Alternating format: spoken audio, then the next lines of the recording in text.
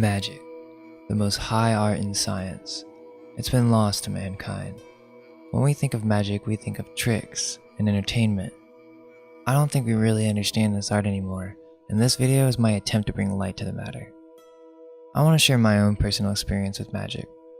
When I was young, I started having strange dreams in which I would have an OBE, or out-of-body experience, in which I'd be awake in my dreams. But an OBE is more than that. I would wake up in the middle of the night and my body would be shaking, like electricity bursting through my body, and then bam, you start to gently float. You then notice that you can see your own face and you're in your bedroom. It's hard to move around because you're so used to the material realm that at first it's so strange. I think this deserves to be in a different category of dreams. This is an experience. This is something real. And at the time, I didn't understand that this was an OBE. I just thought this was being awake in a dream. So, this started me down my journey of the occult, or hidden knowledge. I soon learned that there was an entire arcana of knowledge behind this subject that I couldn't even imagine. I'm still trying to put it all together. But there's something really deep about this art, because when you really study it, and when you really look into it, you realize that the people who wrote these ancient grimoires and even modern occultists on the subject of magic are some of the most intellectual individuals I've ever had the pleasure of reading. It's the most fascinating subject ever. You literally are reading about the nature of reality. I want to stimulate that curiosity in everyone because I believe it's essential to the survival of the human race. So, what is magic? There's been many different definitions, but most modern ones being Aleister Crowley's and Dion Fortune's. Magic is the science and art of causing change to occur in conformity with will. It's the process from mind to matter, to think, and to make it so. I think the only trouble of understanding magic comes when speaking to the mind who believes in the cosmology of randomness. You see, modern science wants you to believe that everything is random. The universe randomly came to be, and then somehow consciousness randomly came to be after matter was created. This is what I have to try to get you to let go of. Because one, we don't know anything, and two, that whole idea is very religious, similar to Christianity. It's all in the faith of some intellectual terminology that in the end doesn't even make sense. Let's just use critical thinking and come to certain conclusions, and always be willing to reconsider them as you're following your intuition and putting together the different pieces. From my journey in research, it seems very clear that the universe is a conscious creation with randomness involved, even to the idea of fractals and it going down to the macro universe. Does reality exist if there's no one there to perceive it? Maybe fractals in close-up detail is a way for reality to make up for the fact that you're becoming aware of it. This goes down to the atomic level as well.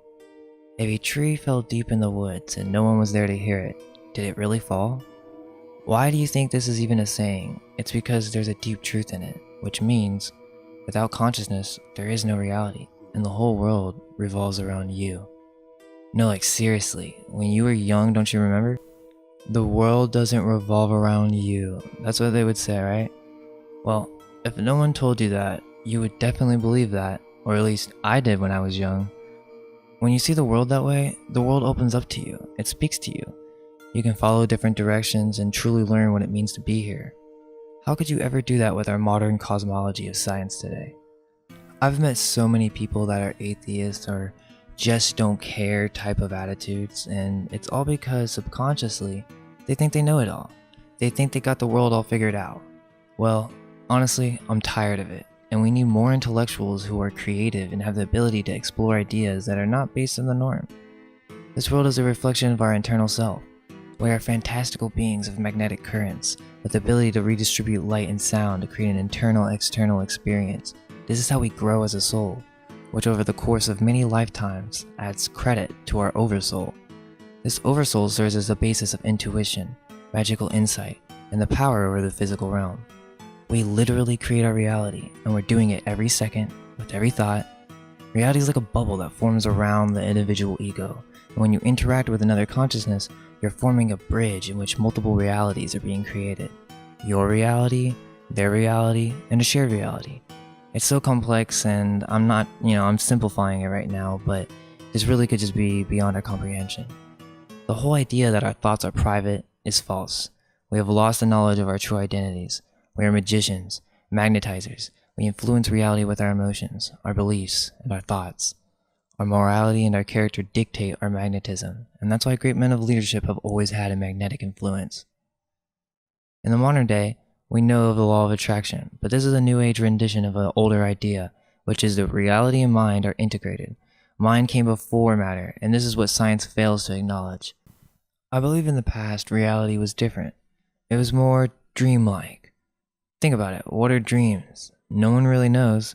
Of course, the know-it-alls are going to say it's a simulation of different chemicals in the brain, but that's not satisfactory enough.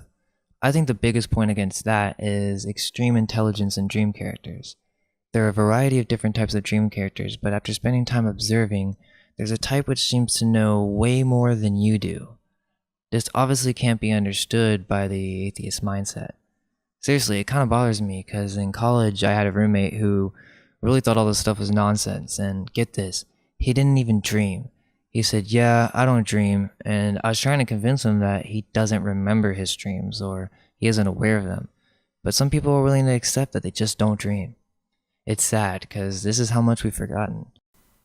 I think with the new mainstream view on magic and its dramatization with Satanism, it all looks like cultist insanity.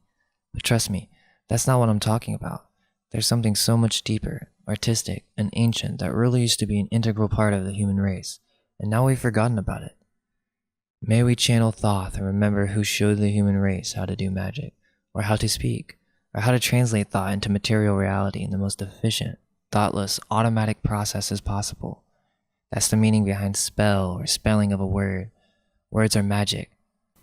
In short, magic is the science and art of causing change to occur in conformity with will, but it requires an individual who has practiced the higher arts of mind and who has a cosmology that is not constricted by limiting beliefs. Meaning, the modern man of science could never perform magic in a ritual sense. Of course, there's an automatic, natural magic that every individual does on an unconscious basis, but nonetheless, they can never really explore the possibilities of magic when it comes to the astral realm, elemental forms and influence of reality, sigils, and really indirect conscious manipulation of reality. That's what I'm getting to here. It's time to change our overall perception as a collective, because I honestly believe this influences reality in a magical way. In the past, we weren't all such know-it-alls. This allowed room for what we call now delusion, which of course I know it exists, but in unstable people who, when their souls and morality are not correct in magnetization, can easily fall into hysteria when believing such mystical beliefs and cosmologies.